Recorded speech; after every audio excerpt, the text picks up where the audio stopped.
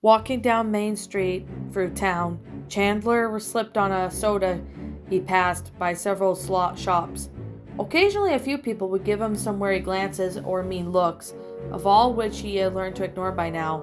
It's been only a week since that video went out, and while it still looked like it becoming yesterday's news, it wasn't going to die down anytime for some. The only piece of good news is that during that past week, he finally got some corrective braces and false teeth to replace those Lincoln knocked out. Along with that, his jaw was no longer heavily restricted with movement, but he couldn't open his mouth too wide or he risked any further pain to himself.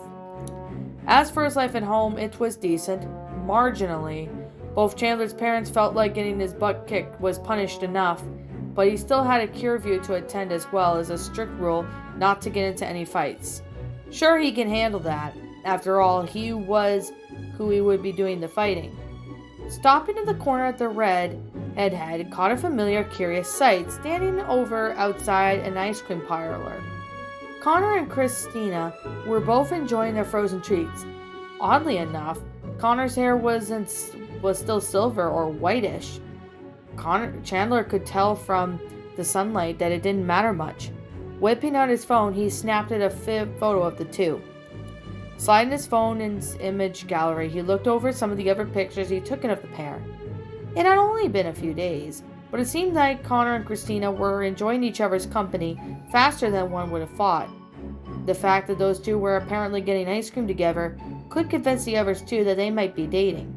Chandler took another sip of his soda, scanning the detail of each photo just to make sure it looked convincing enough. He reached the redhead, although the redhead frowned a little, not too satisfied with the results in some screenshots. Connor looked close enough to where one could easily mistake him for Lincoln. Others would require a little editing. Good thing he was taking a computer graphics class. Still, it was a little odd to see Connor, who suddenly changed his hair color and didn't seem to be in a panic. Chandler was sure that the other kid would have went back to his usual blonde due to the coming weekend. And yet here he was on that same bland color. Either Connor was planning something, or he just stopped caring about his hair. Chandler was going to find out regardless.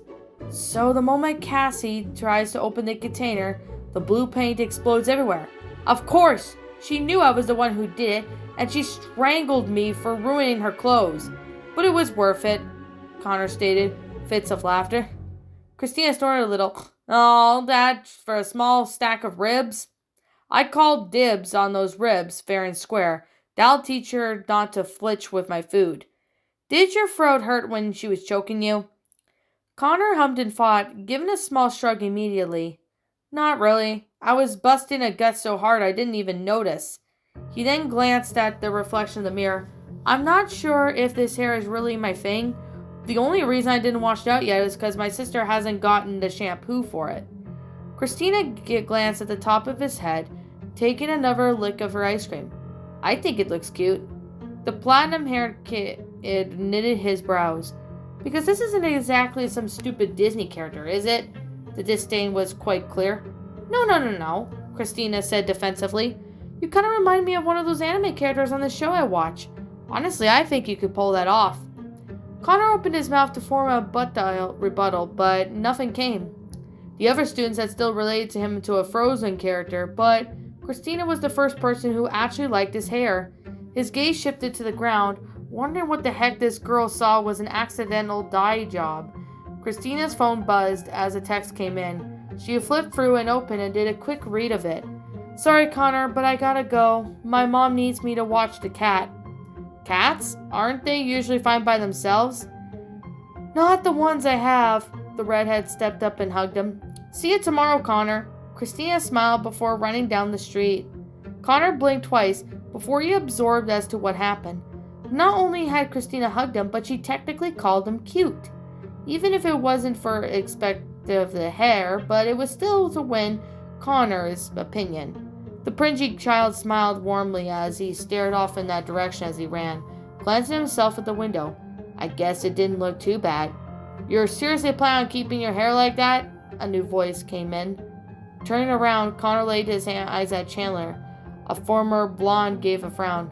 Well, there goes my good feelings, he said awkwardly. What do you want, Chandler? Nothing, just wondering why you look like you bleached your hair. The redhead shrugged. It was an accident. Dad, or were you trying to impress Christina by looking like Pineapple Boy? No! Connor glared. She just liked that. That's all. All. Sure she did, Chandler snorted. You both make a good pair. He gave his trademark look. Connor squinted his eyes at the other boy, and he knew he looked all too well. It was the same one Chandler had gave him when he was thinking about this whole revenge scheme. What are you planning? Nothing. Just keep wooing Christina. Chandler turned around. See you around, Connor. The former blonde then raised an eyebrow at this. The redhead looked and walked around the corner. Connor pondered over his words. Keep wooing Christina? It's not like I'm trying to get her to be my girlfriend. I mean, sure, she looks cute. Her hair looks nice. Her blouse isn't that out of date as I originally thought. He paused. A hearty smile appeared on Connor's face as he started thinking about Christina with a half-idled stare. Her laugh just made music to my ears, and her eyes. Realizing what he said, Connor's cheeks became heated up in embarrassment. Oh man, I actually really like her. A sense of guilt became stilled with Connor. He was already feeling iffy about taking part in Chandler's little scheme. The only prospect of getting a nice amount of dosh was keeping him reeled in.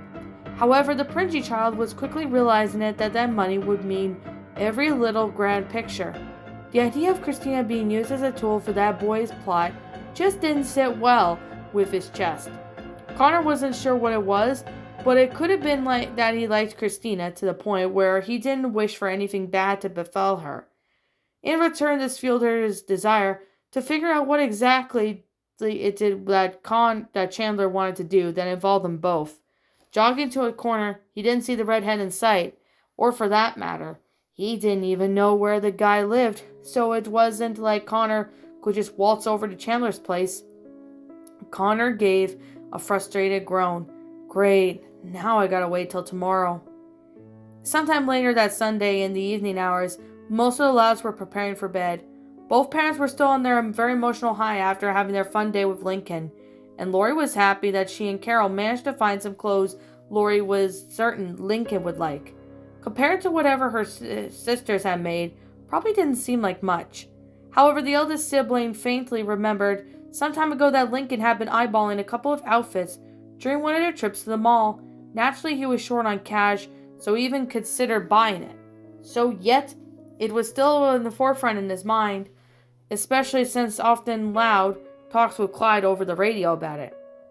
Lynn was doing better as her sisters tried to make her energized and trying not to think too much on her faults. Whenever the Jacques started to falter, one of the sisters would prod her ego to bring her spirit back. Granted, Lynn's ego wasn't as big as it used to be, but even in her depressed state, a part of her hated having her detectiveness questioned. On the physical side, her heel was only mildly sore with some scarring. After taking some careful measurements and improvement tests, Lisa declared that Lynn could now walk without the assistance of crutches. Unfortunately, Jacques was still unable to sprint since she still had a light limp on her walk. Currently, Lynn was about to let the Sandman claim her. She was already under the covers and was just about to doze off to dreamland. However, her roommate was still wide awake, like sitting at her table writing something in her book. The Goth was constantly muttering as she reread what was written. Unfortunately, the Louds didn't exactly have that much of an indoor voice when it came to whispering. Lynn's eyes fluttered open as the sleep escaped from her for the third time in the past hour, knitting her brows. She then rolled onto the bed to facing the Goth. Lucy. Lucy then continued muttering, only stopping when she realized someone called her. She glanced over the shoulder at Lynn. Shouldn't you be going to bed? We have school tomorrow. Not yet. Lucy focused back on her book. I'm almost finished with this. You've been writing it all day. I'm surprised your hand hasn't gotten carpal tunnel. When you work your bones enough, they'll get used to it. The Goth gave a side glance at Lynn.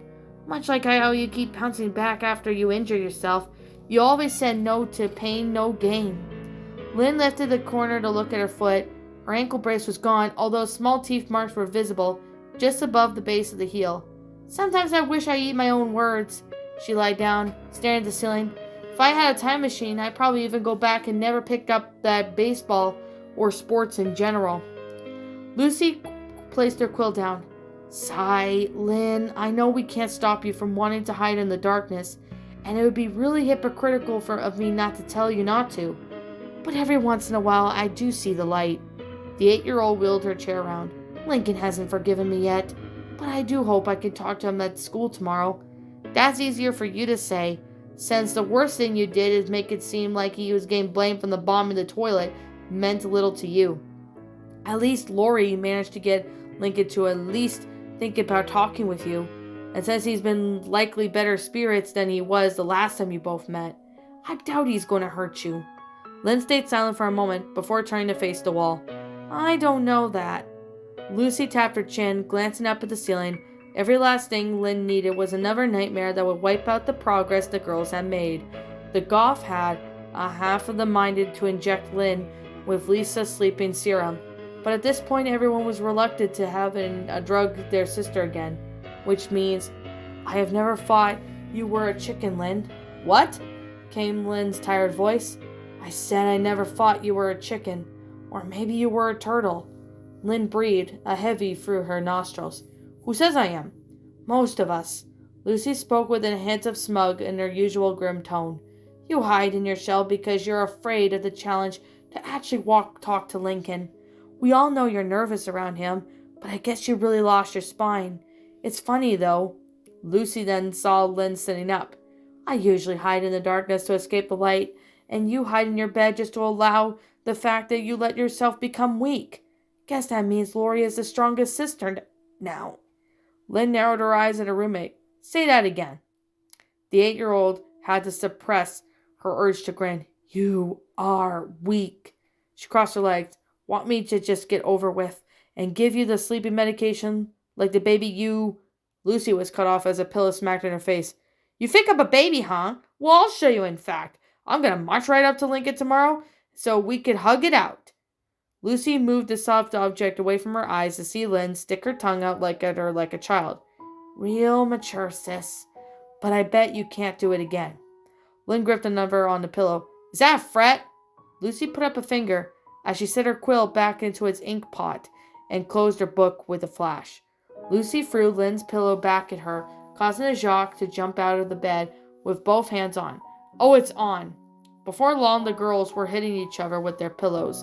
Lucy usually took the chance to avoid partaking pillow fight, since she found them pretty pointless. But if it meant keeping Lynn from being a negative Nancy, then it was worth it. Lynn eventually started to get a little too into the activity, using the pillows as boxing gloves. Lucy was forced to block more than a swing. Feathers and stuffing flew out of the pillows as they were demolished. The two girls sharing a laugh once they realized they went overboard. You did so you stopped thinking about the bad stuff, huh? Lynn spoke between giggles. It worked, didn't it? Lucy replied, giving a small sneeze when a feather got on her nose. It did. The older girl looked at the floor. Even though we need new pillows to sleep with.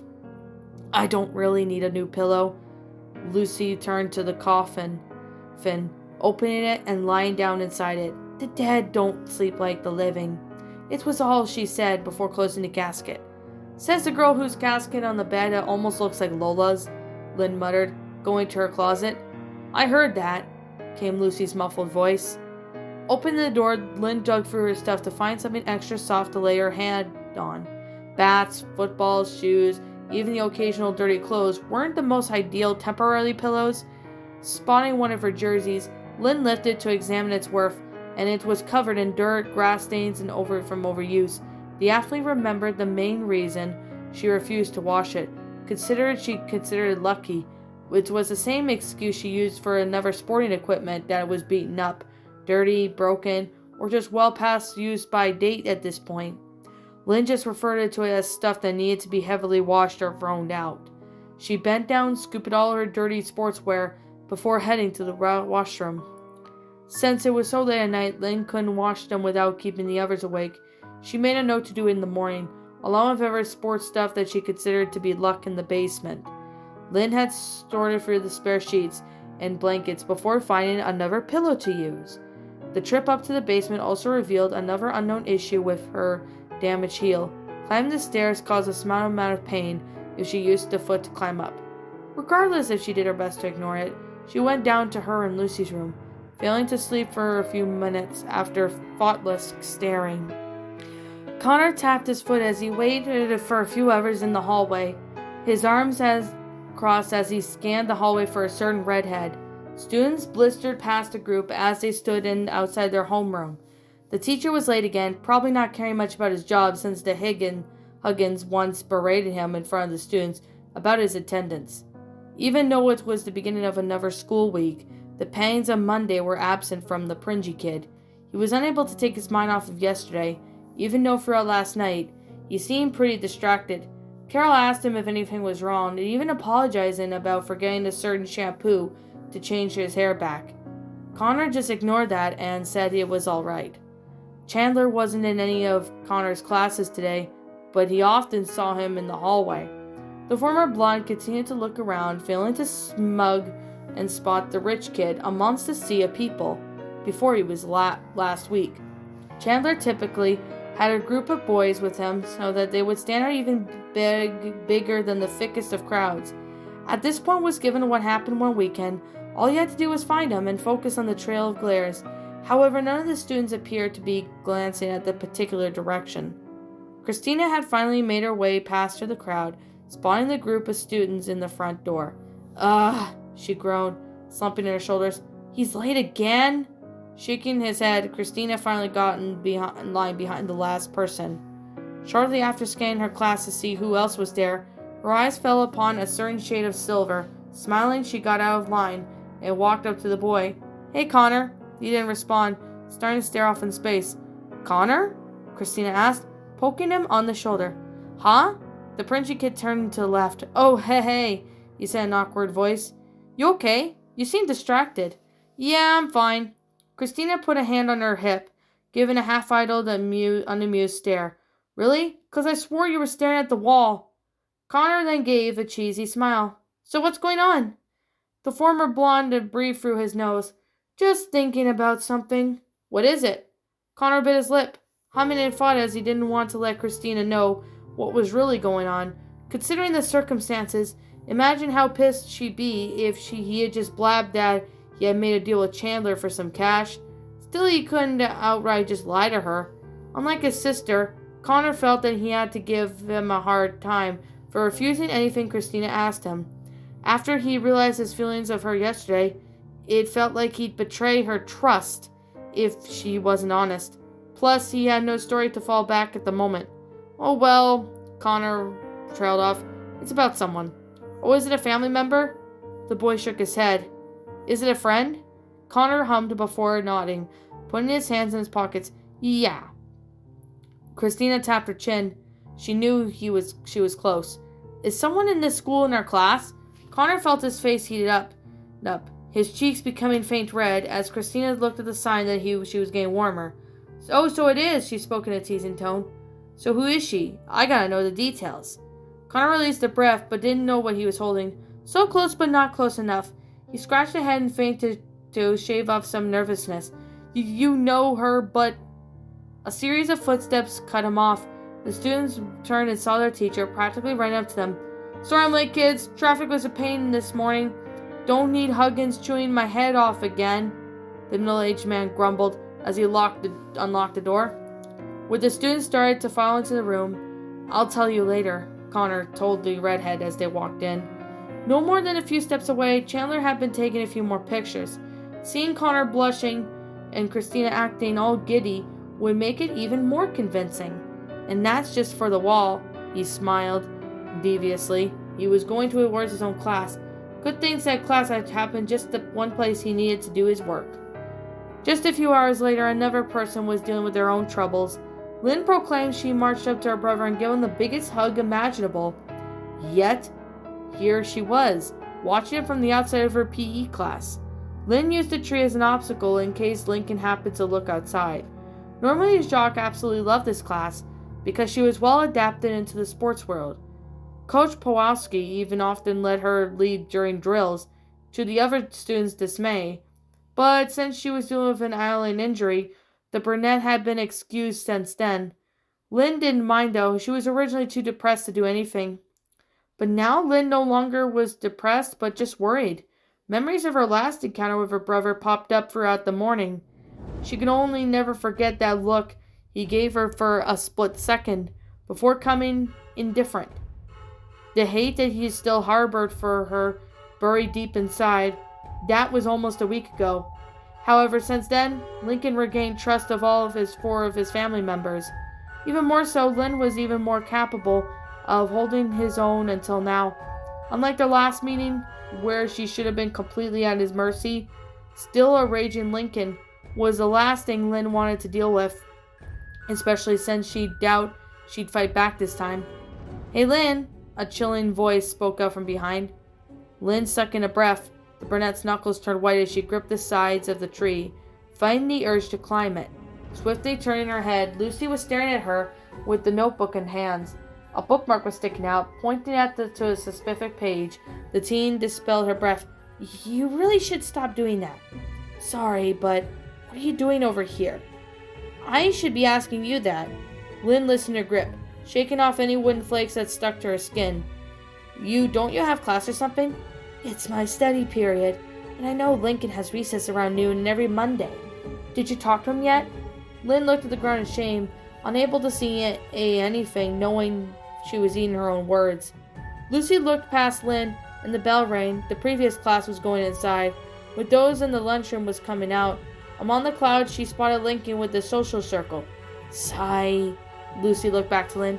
"I don't want to have to do this, but we have no choice." She grabbed Lynn's hand. "Come on." "Wait, where are we going?" Lynn asked, very nervously as her sister dragged her from her hiding spot. "To Lincoln. Where else?" Lucy spoke with determination. "Lincoln?" The teen's pupils shrank a bit. She dug in her feet in the ground, kicking up some dirt and grass as she started to yank her out of Lucy's grip. Wait! She yanked her hard enough to get her to turn around. I don't think I can do this." "I know. That's why we have to, Lynn. You aren't strong enough to face him on your own. I understand that. But if you don't do this now, you might not get this over the chance to." Lucy then tucked her book underneath her arm before putting another on Lynn's. "I know this is hard for you, sis, but we are doing this together. I run the risk of Lincoln saying terrible things to me like he did in the past last time we spoke, and he has yet to forgive me. I doubt he's do anything to harm me physically, but hopefully I could stop him from trying to hurt you. So please, let us bear this storm together." Lynn gazed at Lucy for a second before focusing on Lincoln, who by now was playing tetherball with Liam and the rest were waiting for their turn. Lucy was there for when she swallowed up in her guilt, doing everything she could to get her old self, or at least make her happy. It was the only sense that she could return the favor. Being thankful the older sister she was, Lynn grabbed Lucy's hands firmly. "We will." With their confidence returning, the two lads had walked towards their brother. By now, Lincoln and Liam had finished, leaving Rusty to challenge Ronnie Ann. "Correct me if I'm wrong, the reason why you shouldn't have that family dispute because it was embarrassing to talk about?" Liam asked. "Yeah," Lincoln rubbed his arms. "Sorry about not telling you guys. I just thought that you might spill it to everyone else. Given how good things have been lately." Still, some feeling weight was lifted from his chest after spending time with his real parents. Lincoln felt bad of some of the things he had said when he was in a sour mood, so he decided to let the other friends on of what had been happening to him lately. He didn't give in unto all the details, but just enough so they wouldn't ask too many questions. Along with his friends, the guilt had hardened in Lincoln's stomach as he easily remembered the not-so-kind words he had said to younger sisters of his. The feeling had been there since Lincoln had started to love his family again. It robbed him of sleep a few times, given how Lucy was practically in tears when he last spoke to her. Lincoln didn't doubt that she probably cried herself after he had left her alone. Just thinking about it made him feel like an asshole. The middle child had even thoughts of seeking her out to apologize, but for what could be next to impossible. When Lucy wants to hide, good luck finding her. Lincoln can only hope that she would soon come to him eventually. "Ah, shoot, I don't blame you for thinking that. In fact, I accidentally spilled the beans on who's busting our tractor doing some stunts with it." "Didn't you say it was what you did?" Clyde asked. I did, but it was really my pa. He wouldn't really trust me after another secret of his for a few months. Liam shrugged. So you feel a lot better after hanging out with your parents at Dairyland? Zach asked. Yeah, it was a bit rough at first. With all the lines and stuff, it got better after a while. But then I got spotted by a couple of bullies. Bullies? Clyde asked. Lincoln nodded. Remember those two guys who almost ruined Halloween? Clyde's eyes literally shrank for a few seconds. No, not them! His eyes returned to normal size. I had to visit Dr. Lopez a few times because I had human pretzel dreams. Lincoln frowned. I probably would have become one again, but Mom and Dad came and stopped them. Clyde gave a sigh of relief. That's good. He watched Ronnie Ann creamed Rusty once again, the later fuming on how the Lativer line must have been on short on sides. The nerdy boy then saw the two people approaching them, with one dark and matching dress, along with another brown hair with a red jersey.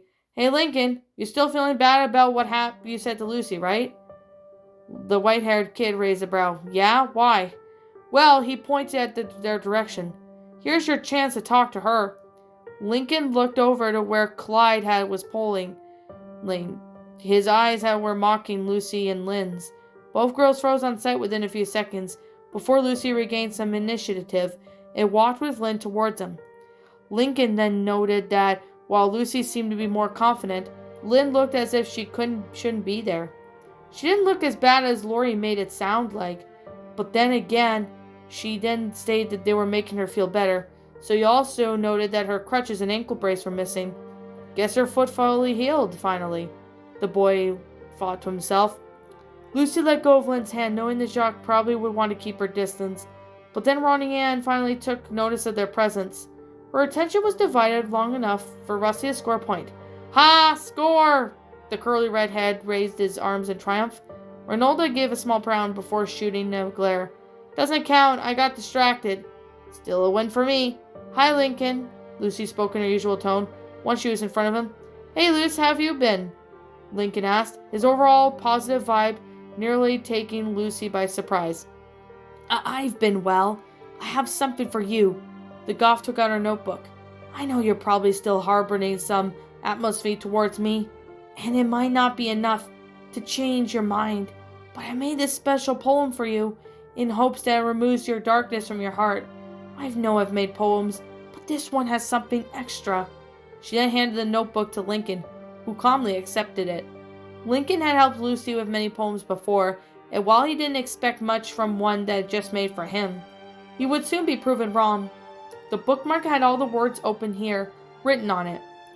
Lincoln then flipped through the page just as Zach tried to have his teeth in hand at tetherball. Upon finding the poem, Lincoln blinked his eyes and whitened. Almost every line was accomplished with handmade writing. No doubt that the little vampire herself.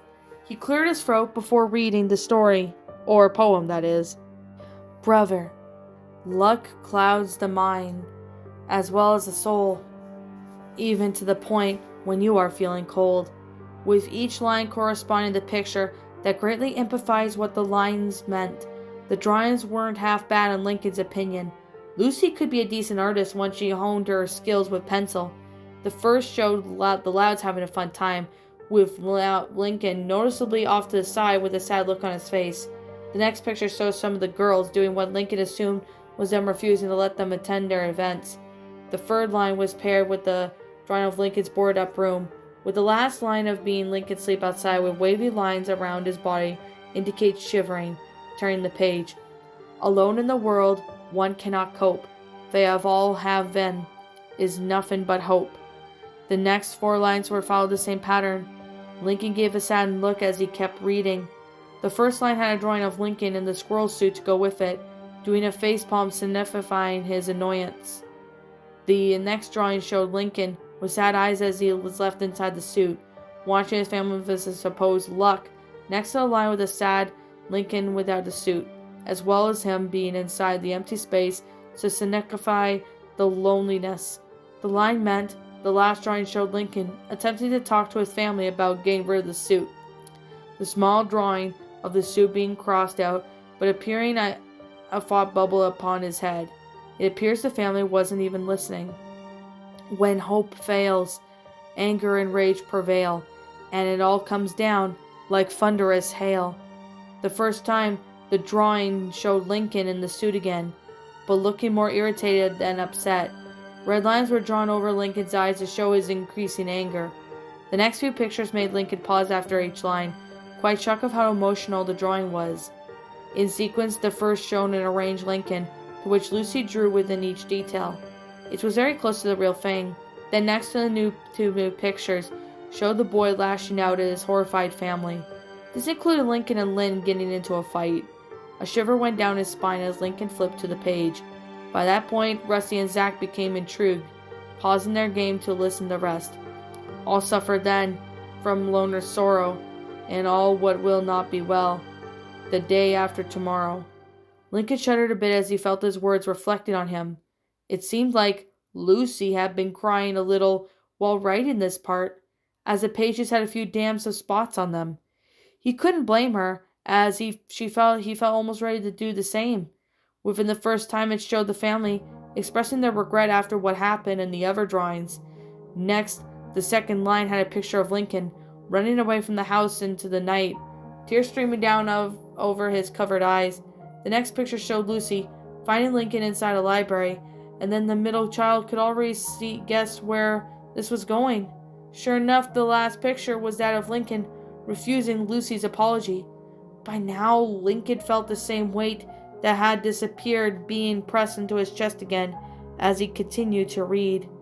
But even so, hope must be held on. Reach out for our brother and son.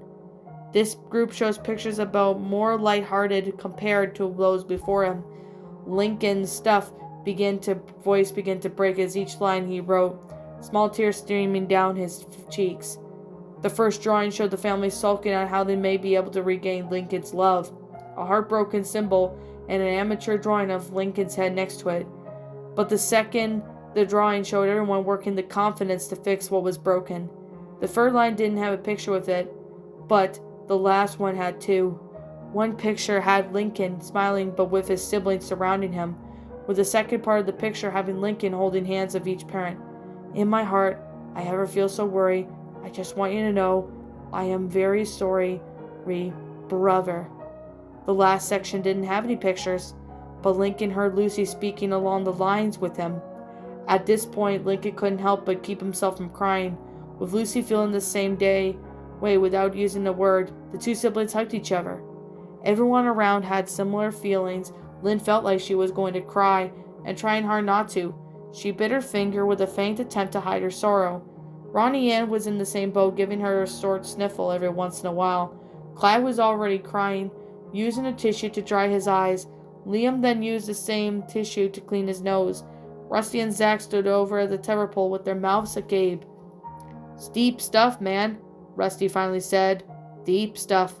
"Lincoln," Lucy spoke in a quiet voice. "Yes, sis? Those things you said to me in the library. Would you really have done that?" Lincoln gave a heavy sigh. "No."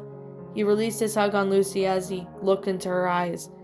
"I was just too upset at the time. I doubt I could actually really bring myself to laugh over you or something like that." Lincoln then looked in the ground in shame. "If I did, then I'd be even more of a monster than I am.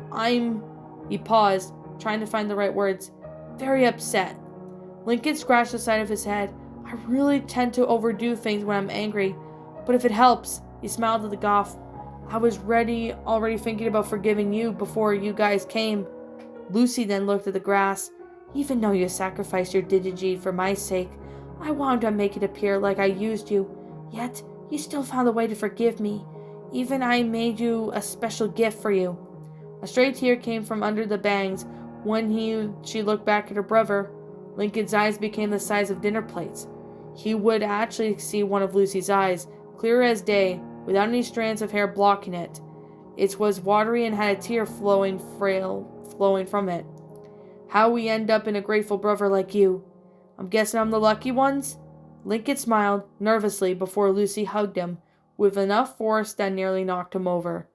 The other kids smiled at the cute scene before them, even though Liam, Rusty, and Zack were rather lost at what caused this meeting to play out like this. With Lynn, her smile started to falter, her own guilt coming back in forefront of her mind. That was another sister Lincoln learned to love again, and another reason for Lynn to feel that this was something she didn't deserve. Lucy had a difficult time on her own reflecting on her previous meeting with her brother, but it was only a week later, and Lincoln had secretly regretting the harsh utter words he uttered since. If Lincoln had some guilt over about their own fight, he didn't show it, and Lynn wouldn't dare ask him. She deserved to get nearly floored for letting her ego go to her superstitions get out of control, and even if Lincoln learned to forgive and forget the incident, she couldn't forgive herself. The Jacques quietly stared and started to shuffle away. I shouldn't have come out here, she sighed awkwardly. Just as she was about to walk back in the building, someone grasped at her hand. Lynn turned her head, her mouth parting a little ways as she whitened, her gaze setting upon the person who stopped her. Lynn, I know it's been a while, but I promised Lori I'd try and talk to you. Plus, Lucy said you had something to say, Lincoln told her, his posture indicating that he was nervous as well as she was.